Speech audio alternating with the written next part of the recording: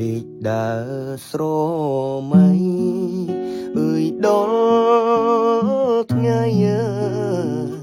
អើយใจដន់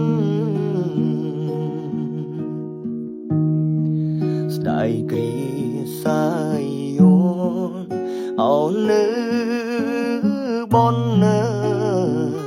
អោទីដែកញើចំប៉ាមួយតងបាំងស្លឹកចុងមេឃ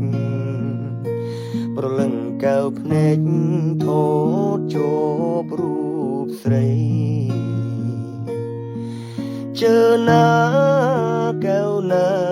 នាងណាខ្ញុំលួចសួរក្មេងអោរត់លេងអើយគប់វងក្មេងនោះអែអងអោមិនចង់អោចេញស្ដីជូនជាដំណឹងពីចំប៉ាស្រីវាសនាកវៃរកវជួបផ្ដៅ